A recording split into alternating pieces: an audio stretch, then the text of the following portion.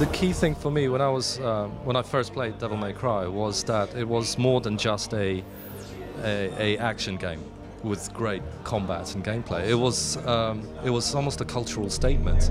It had great music, fashion, like he was so stylish, he was so stylish, and great music, and so all of those things made it more than all the other games that were around there.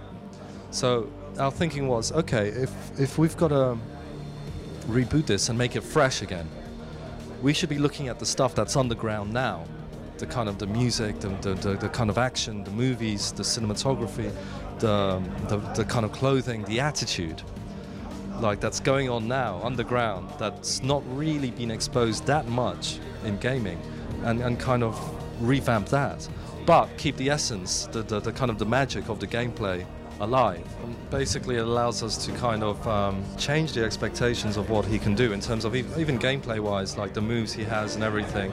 We're starting from the beginning, and it affords us, it's something that we decided with Capcom, that it affords us a lot of creative freedom to explore things in the story that maybe haven't been explained about his origin. The idea with any reboot, as you've seen, we have plenty of meaningful templates in both film and TV about how to go about that. And we're leveraging a massive amount of the existing canon, obviously, but sort of replacing it in this current cultural context that we're in. And so it's sort of essential to have our partners in Japan to let us know when we're getting too far from the tether point and to understand what to respect, because there's plenty in what was DmC that is worthy of preservation and in fact is required in order for the game to continue to be successful, because it's never not been an awesome game, and every installation of every version has been awesome. So there's no point in throwing away anything. It's just figuring out how to update it and make it relevant for today. We looked at lots of different kind of references and inspirations, and one thing that struck out to me was that in the late 70s there was this whole movement, like the punk rock and new wave movement, which was really about disenfranchised youth, sick to death with what society had to offer. So I think we're actually in a similar kind of situation coming up with the recession and unemployment and the financial crisis. I think there is a disenfranchised youth. So we are looking at what's going on with music, fashion, culture that's underground, trying to recapture that energy, make it new again, which is why the trailer does have a kind of a punk rock ethos, but it's not old school punk, it's something new.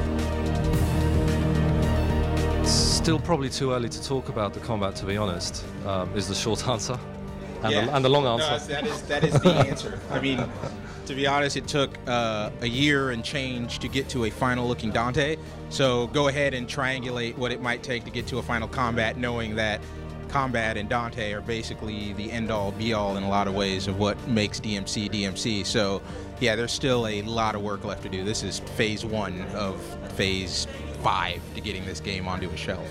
We are committed to deepening and broadening the gameplay in ways that take it beyond just being a brawler. And like I said, so much time between now and when we ship, and a lot of exploration and needs to be done. But yeah, we are, broadly speaking, interested in deepening the gameplay experience.